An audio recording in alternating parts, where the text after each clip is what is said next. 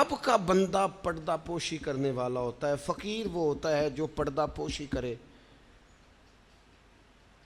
میں آپ کو بتاؤں، نجات کے لیے یہ سیاستہ کی حدیث ہے، ابن ماجہ میں موجود ہے، یہ نجات کے لیے اتنا بڑا سرمایہ ہے اور آسان نسخہ ہے کہ اخروی طور پر کامیابی، یعنی گناہ اور غلطیوں کے باوجود اللہ درگزر کر دے، کامیابی ہو جائے۔ نبی پاک علیہ الصلوۃ والسلام نے فرمایا تو دنیا میں کسی کی پردہ پوشی کر، اللہ قیامت کے دن تیری پردہ پوشی کر دے گا۔ پتہ اس کا معنی کیا ہے؟ عیب کھولے بغیر ہی رب قیامت میں معافی عطا کر دے گا۔ اس سے بڑا سہارا ہے کوئی؟ صرف اتنا کرو، پردے ہی رہنے دو۔ بڑا شوق ہے لوگوں کو ٹو میں پڑھنے کا، جاسوسی کرنے کا، خبر لینے کا۔ اچھا، جو خبر لینی چاہیے وہ نہیں لیتے۔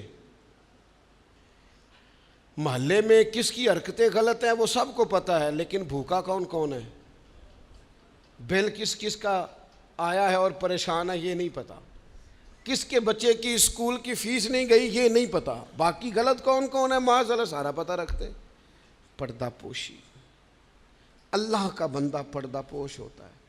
فقیری نام ہی پردہ پوشی کا ہے۔ تیرے پاس لاکھوں کے راز ہوں لیکن تو نے سینے میں چھپائے ہوئے۔ فقیر اپنے کفن میں بڑے راز چھپا کے دنیا سے چلے جاتے ہیں، وہ راز کھولا۔ فقر کا بہت بڑا درجہ یہ ہے کہ تیرا دل پردہ پوشی والا ہو، اور اگر تو پردے کھولے، پردہ دری کرے، تو نبی پاک نے فرمایا جو کسی کے پردے کھولے گا وہ اپنے گھر کے اندر بھی بیٹھا ہوا تو اللہ اس کے پردے کھول کے اسے ذلیل کر دے گا۔ کیا معنی ہے؟ صاف ستھری دو ٹوک بات ہے۔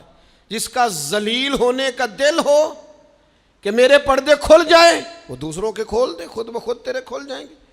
لیکن دوسروں کے بچوں کی باتیں چسکے لے کے کرنا اور پھر کہنا میرے بچے بدنام نہ ہوں، دوسروں کے گھر کی باتیں منہ کھول کے کرنا اور پھر خیال کرنا کہ تیرے بچوں کی کوئی بات نہیں کرے گا۔ او بھائی، اگر چاہتا ہے تیرے پردے قائم رہیں تو پھر تو بھی پردے قائم رکھ۔ نبی کریم صلی اللہ تعالیٰ علیہ وآلہ وسلم نے ایک بات ارشاد فرمائی ہے، مسلم شریف میں ہے۔ اکثر میں کہتا ہوں بعض باتوں پر وجد ہو جاتا ہے، یہ وجد والی بات ہے۔ حضور علیہ الصلوۃ والسلام فرماتے ہیں اللہ حیا والا ہے، پردہ پوشی والا ہے۔ اللہ حیا اور پردہ پوشی کو پسند فرماتا ہے۔ اللہ حیا والا ہے، پردے ڈالنے والا ہے۔ حیا اور پردہ پوشی کو اللہ، جو رب کا پسندیدہ بننا چاہے، ایک تو حیا کرے اور دوسرا پردے ڈالے، اس کا بھی عیب چھپائے، اس کا بھی عیب چھپائے، اس کے بھی عیب چھپائے۔ لیکن یہاں اگر تو تیرے پاس دولت اور طاقت ہے تو پھر سارے عیب چھپے ہوئے ہیں، اور اگر بندہ ماڑا ہے، غریب ہے، تو پھر کھول کے منہ باتیں ہو رہی ہیں۔ میری غربت نے کیا مجھ کو زمانے میں بدنام، تیری دولت نے تیرے عیب چھپا رکھے۔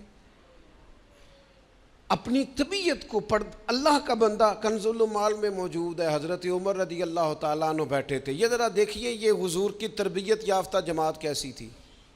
سیدنا فاروق اعظم بیٹھے ہیں، حضرت جریر ابن عبداللہ رضی اللہ تعالیٰ عنہ بیٹھے ہیں۔ ایک آدمی کی اچانک ہوا خارج ہو گئی اور اس کی آواز آئی اور بدبو پھیل گئی۔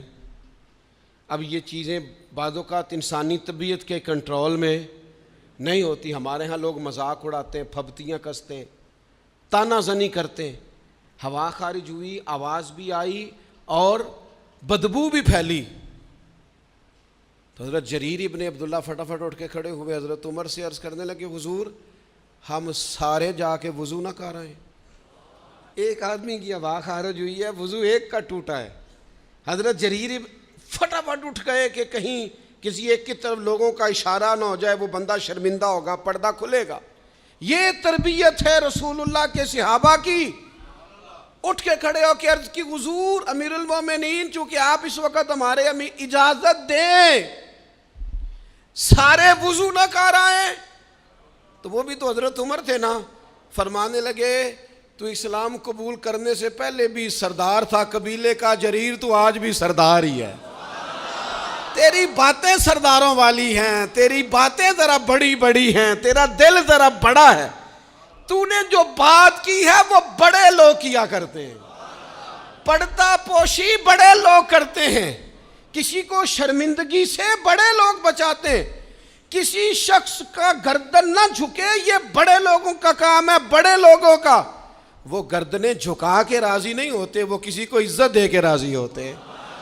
تو بڑا آدمی ہے لہذا تو نے بڑی بات ہی کر دی ہے۔